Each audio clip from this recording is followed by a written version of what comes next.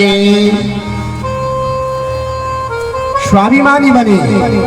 अब देखिए हम नवों स्कंद में प्रवेश करते हैं। अब सूर्यवंश और चंद्रवंश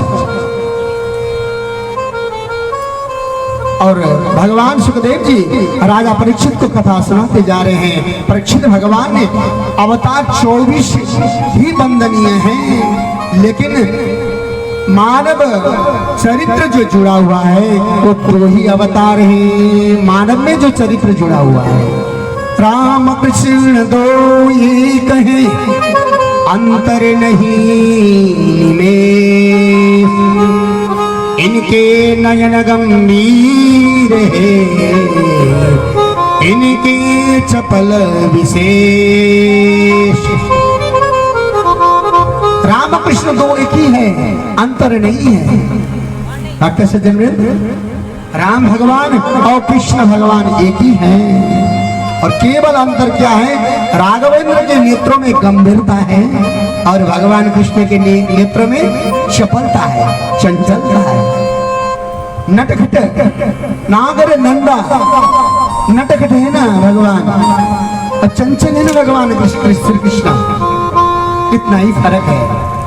और यही दोनों अंतर है। इसलिए परीक्षित राम ने जीवन में जो किया है वो करो। परीक्षित को भगवान सुखदेव जी ने बताया, राम ने जीवन में जो किया है वो करो, लेकिन कृष्ण ने जो किया है वो मत करो। कृष्ण ने जो कहे हैं उस पर, उस राह पर चलो। अगर तुम कृष्ण ने जो किया वो करने लग जाओगे, सारा चौपट हो जाएगा। बोलिए बाल कृष्ण चंद्र भगवान की जय। श्री कृष्ण बोलिए जय जय श्री राधे। यज्ञनाथ भगवान की। अब राजा ने पूछा, सुखदेव जी मुझे कथा सुनाइए गुरुवर, राम कथा सुनाइए। और गुरुजी ने कहा, तुमने राम कथा तो विस्तार से ऋषि मुनियों से सुना हुआ है, मैं अब क्या राम कथा सुनाऊं, मैं संक्षिप्त में तुम्हें राम कथा सुनाता हूं बोल करके भगवान सुखदेव जी ने कहा। और भगवान श्री राघवेंद्र सरकार जिस पवित्र वंश में अवतार लिया है वो है सूर्यवंश। बोले सूर्यवंश भगवान की। चंद्रवंश में कृष्ण आए, सूर्यवंश राम जी आए।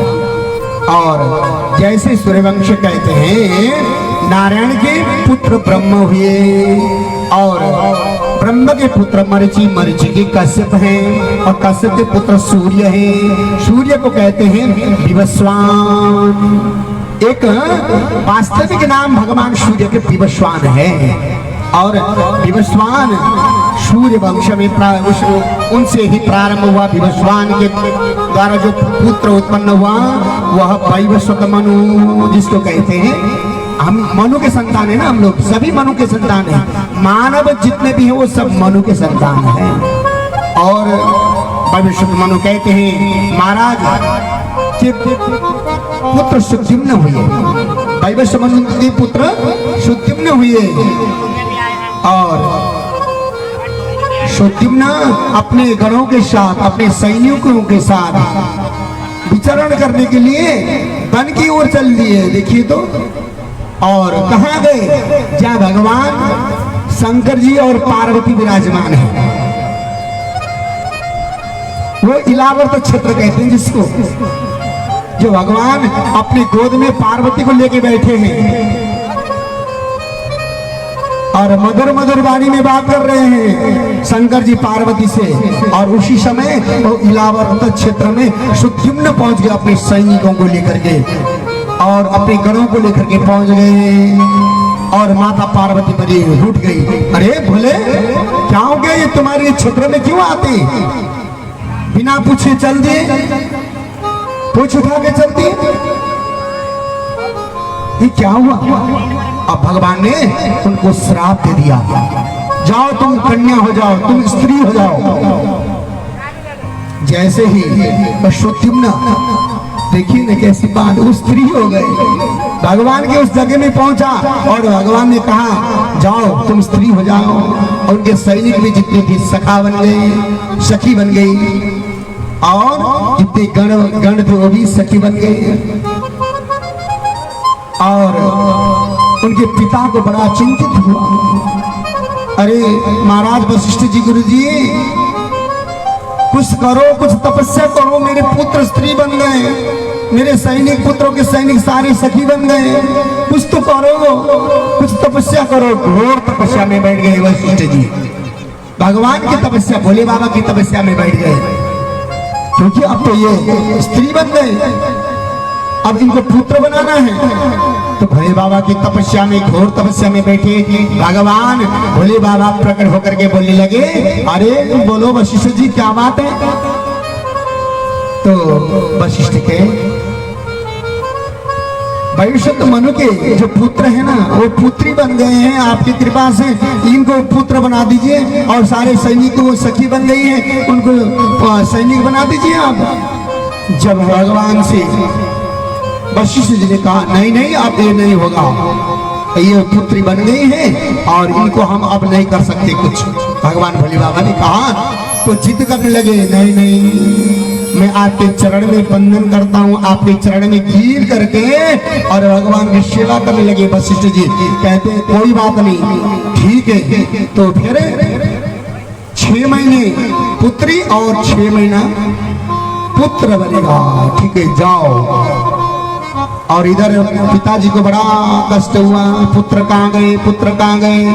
अरे पिताजी, ऐसी बात है कि वो भगवान के इलावर्त क्षेत्र में गए थे, जहाँ भगवान पार्वती गोद में बैठी हुई थी और बातें कर रहे थे, उस जगह पे पहुंचे और भगवान माता पार्वती ने उनको श्राप दे दिया, भगवान भोले बाबा ने श्राप दे दिया, इसलिए पुत्र बन गए, इसलिए घर में आना उनको शर्म लग रही है, इसलिए वो घर में नहीं आ रहे थे। फिर वशिष्ठ का आपने कुछ किया? हाँ, मैंने भगवान का पुनः तपस्या करके फिर उनको 6 महीने पुत्र और 6 महीने पुत्री बना दिया भगवान ने। बोले शंकर भगवान की। और भगवान को प्रणाम करते हुए इधर जो है राजा एक बार अपने, और सुकन्या जन्म हुई, वैवस्वत मनु के बड़ी चिंता हुई, और उनके 10 पुत्र थे, उनमें से एक पुत्र का नाम है शर्याती, और वैवस्वत मनु के शर्याती नाम के जो पुत्र हैं, उनके उससे परम सुंदरी सुकन्या ने जन्म ली। अब जब सुकन्या ने जन्म ली शर्याती के घर में, और उन्होंने अपने कन्या के साथ, अपने सैनिकों के साथ, अपने गणों के साथ वन की ओर चल दिए, और जहाँ तपस्या करने के लिए गए, वन की ओर चले थे, वहां पर जो है च्यवन ऋषि ध्यान में बैठी हुई थी। सुनिए ध्यान से। हाँ, च्यवन ऋषि जब वो अपनी सुकन्या को ले, एक दृष्टांत मुझे याद आ गए। एक सेठ है, एक ज्वेलर्स वाला स्वर्णकार है, उसने 2 मूर्ति बनाई है, ध्यान से सुनिए, दोनों पित्तल की मूर्ति बनाई है, और एक मूर्ति है साइज में बड़ी बराबर है, कोई छोटी मोटी नहीं है, और एक मूर्ति 10 रुपए की है, और एक मूर्ति है लाख रुपए की। बताइए, और कोई सोना चांदी हीरा डायमंड उसमें लगा हुआ नहीं है, मगर एक 10 रुपए की है और एक है लाख रुपए की। ये कैसे हो सकता है बताइए? जब पूछा गया उस सेठ को, अरे गुरुजी, ये जो मूर्ति है ना, आप परीक्षा लीजिए, ये कैसे हो सकता है। जब गुरुजी ने परीक्षा ली, एक मूर्ति में जो अभी जो बात आ रही ना हमने कि बार बार श्रवण करना है, कथा को बार बार श्रवण करना है, जैसे इस श्रोत्र रंध्र से, कानों से एक सुतली भिगो करके उस मूर्ति में डाली गई, वहां एक मूर्ति में इधर से डाल करके इधर निकला। देखिए तो वो मूर्ति कितने की है? वो 10 रुपए की मूर्ति है। इसीलिए हमें किसको रखना है? लाख रुपए की मूर्ति को रखना है जी। जो कन्हैया लाल बैठी वो लाखों में नहीं है, वो तो करोड़ों में भी नहीं है, असंख्य है वो तो। और दूसरी मूर्ति में जो सुतली को भिगो करके फिर कानों से लगाया, जितना लंबा जो सुतली थी वो अंदर की अंदर, अंदर की अंदर, अंदर की अंदर दिलों में, पेटों में चले गए। बताइए कि श्रोता होनी चाहिए। जब श्रोता बनेंगे ना, भगवान के भक्त बनेंगे ना, और ध्यान से श्रवण करेंगे ना, सब कुछ समझ में आ जाएगा। इसलिए वो मूर्ति रही लाखों रुपए की, तो उन्होंने जो अंदर श्रवण किया, यानी भक्त, समझ गए ना, भक्त और भगवान। जहाँ भक्त और भगवान की मेल होती है ना, वहाँ किसी भी प्रकार की आपत्ति नहीं आती है। वो था, वो लाखों रुपए की जो मूर्ति थे ना, वो साक्षात भगवान के भक्त थे, भगवान की भक्ति थी, भक्तिमती माता थी और भक्त थे। इसलिए हमें एकाग्र चित्त मन लगा करके प्रभु में ध्यान लगा, चरणों में ध्यान लगा करके हमें श्रवण करना है। जब हम श्रवण करेंगे, चरणों में ध्यान लगा करके हम भगवान को, कथा को श्रवण करेंगे, तो अवश्य ही हम भी तर जाएंगे, हमारे पितर भी तर जाएंगे। रामचरित जे सुनत अघाही,